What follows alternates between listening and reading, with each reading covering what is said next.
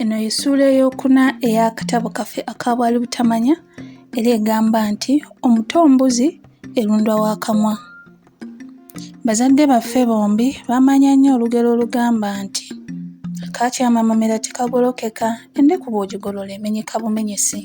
Kyebaava bafuba ennyo okutuziyiza okuyingirwamu amayisa amabi aga buli ngeri, era eyo y'ensonga kwe baasinzira okutugaana okukyalakyalanga mu kyalo nga batya nti si kulwa nga tuyigirayo empisa embi naddala zino: kuwemula, kuvuma abantu, okulimba n'okubba.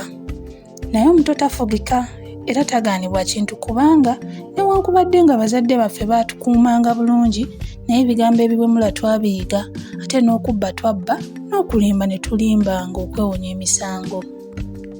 Ate ekisesa kwe kubanga twasinga kubba mu maka gaffe mwennyini omwali abaatukuumanga emisana n'ekiro. Nze okulekerayo ddala okubba mu maka, namala kubonerezebwa n'amaanyi emirundi ng'ebiri nga tubbye ebyokulya. Omuto yenna omulamu ky'asinga okwagala kwe kulya n'okuzannya. Bw'omumma ky'ayagala okulya ng'akaaba, bwe kiba okumpi nga yeetoolera, okwo abamu kwe bayita okubba. Lwali lumu Dadi n'agula ssemutundu enkalu mu katale, n'atugulirayo ne bubisikwiti mu maduuka. Bwe yatuuka eka, bisikwiti n'azituwa ne tuzirya, ne tusigala nga twenuguuna.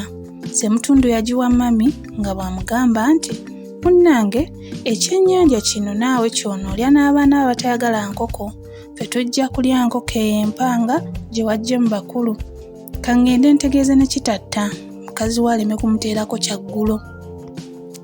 Mami ssemutundu yagissa mu kkabada eyabanga mu lukuubo olwayitibwangamu okuva mu ddiiro okufuluma ebweru. Yali esabikiddwa mu lupapula naye nga si nsibe. Mu kkabada yagissaamu nga naffe tumulaba. Kkabada teyabangako kkufulu kyokka, yaggalwanga n'enywera. Mami bwe yamala okussa ssemutundu mu kkabada n'akkirira mu lusuku kuyonjayo ettooke, ne Dadi n'agenda ewa kitatta, ffe twasigala mu luggya nga tuzannya. Waayitawo akaseera katono, Sitiina n'ayingira mu nnyumba ennene, teyalwamu n'afuluma n'ajja we twali ng'akungiriza nti, Dadi aleese ekyennyanja ekinene, mujje mukirabe. Twagenda okutuuka mu nnyumba nga kkabada munnaffe yagiggudde dda, nga n'ekyennyanja yakisembezezza dda ku ndeeboleebo y'olubaawo ku kyali. Fulo teyalwa n'akibikkulako olupapula. Bwe twakitunulako amalusu ne geesomba. Bwe twagamiranga ng'ate amalala gajja. Kyali namusava wa kyannyanja. Olukirikimbi lwakyo lwonna gaali masavu meereere. Kyalina emiwula ng'esatu egyali gitunguse naye nga tegivuddeemu. Saalwa ne nkwatako gumu ne nkuba mu ttama ne njagala okufa obuwoomi. Sitiina yalaba mmaze okutema ekkubo naye n'asikayo omuwula n'amenyako akatundu n'akawaka Saala nga bakagamba nti, kaana gwe bw'onooloopa tujja kukukunya emimwa egyo. Fulo nze namugirayo akawuula, bwe nakamwa n'aleekaana nti, nze gwe muwa akatono. Bwe yakalya ne nkakasa nti tayinza kutuloopa. Dadi gye yagenda teyalwayo kuba ennyumba ya kitatta yali kinnya na mpindi n'eyaffe. Sitiina ye yasooka okumuwulira ng'akuba emisinde emmanju n'atugamba nti, abange tufa, Dadi wuuyo. Okudduka twakirako emmese ze basanze ku mmere mu ddiiro. Twadduka tudda mmanju Dadi gye yali agenda okuyingirira kubanga oluggi lw'omu maaso lwali lusibe. Kyokka yagenda okutuuka ku luggi nga ffe abakulu abasatu tumaze okufuluma. Kasaala kaalaba tudduse ne kawoggana nnyo nti, lwaki mundese mu nnyumba nzekka? Dadi kamutomerera mu mulyango nga kafuluma, era kukko kwe yamanyira nti tubaddeko ekibi kye tukola mu nnyumba kubanga yakalaba nga keegaaya. Mu nnyumba Dadi teyalwamu, n'ajja mu luggya we twali n'ambuuza nti, Yakobo, mubadde mukola ki mu nnyumba? Ko nze nti tewali, ko ye nti tewali ki ng'ate mu nnyumba mudduseemu buddusi nga mumpulidde, ye bulijjo muzannyira mu nnyumba? Ebibuuzo byagenda okutuuka awo nga n'ebyokuddamu si kyabirina. Okuva mu luggya yagenda butereevu mu lusuku mami gye yali akkiridde kubanga yali aluddeyo okusinga bulijjo. Mbuzi yali abuuziza ne kubeemerera ano. Bye baayogerera eyo ne Dadi ffe tetwabimanya. bwe baatuuka mu luggya we twali Daddy n'agamba mami nti abaana bo nsanze beefulukutira mu nnyumba ennene, gendayo olaba oba tebalina biboonoonyeeyo. Mami yatuyitako kuutwe n'ayingira mu nnyumba. Bwe yatunula ku kabada ng'alaba ssinzigale nga bwe yagireka ate nga ne ssemutundu simbikkeko. Bwe yayongera okugyetegereza n'alaba nga n'emiwuula egya wakati tegiriimu.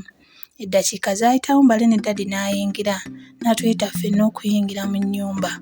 Yalaba tuggwereddemu, oluggi olufuluma ebweru n'alusiba. Bwe yamala okulusiba n'atubuuza nti ku mwenna ani yalidde ku kyennyanja kino? Tewali yaddamu. Naye naawe Yakobo alidde ku kyennyanja kino tomulabye? Nali sinnamuddamu. Flora n'agamba nti si nze. Ne Sitiina bw'atyo bwe yaddamu. Kasaala mpozzi kalowooza nti bwe kataayogere bajja kukakuba. Kayogerera ddala kaati nti nze bampaddeko katono n'enkalya. Bwe kaamala okwogera ebyo nze ne mmanya ng'akabi katuuse.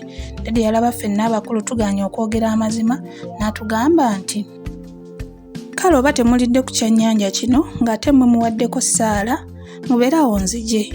Ebyo yabyogera afuluma. Ebweru teyalwayo n'akomawo mu nnyumba ng'akutte akatabi k'omutuba akabisi ke yatema ebweru amangu.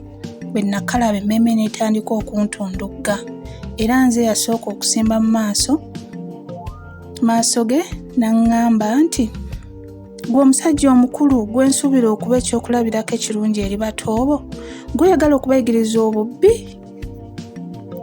Ŋŋenda kukukuba obuggo 3, gwe Sitiina nzija kukuba 2 ate Flora mukube kamu. Saala sijja kumukuba kubanga ayogedde amazima ate ye muto byakola tabimanyi. Mu kiseera ekyo buli omu ku ffe abasatu yalukululwe ng'alaajana nti bannange be bampise ne bampaako. Daddy yali akaaye nga n'ebyo takyabiwuliriza. Nali nkyesimbye ku kisenge nansikayo nambabika obuggo bwe nalwawo nga ndojja. Okumanya nga bwansonsomola empale yange nagitobezaawo. Kyokka ndowooza nga abawala teyabasaawula na maanyi nga nze newankubadde nga baawoloma nnyo. Essuula ey'okuna bwetyo bwegenze. Tusisinkane ku ssuula ey'okutaano.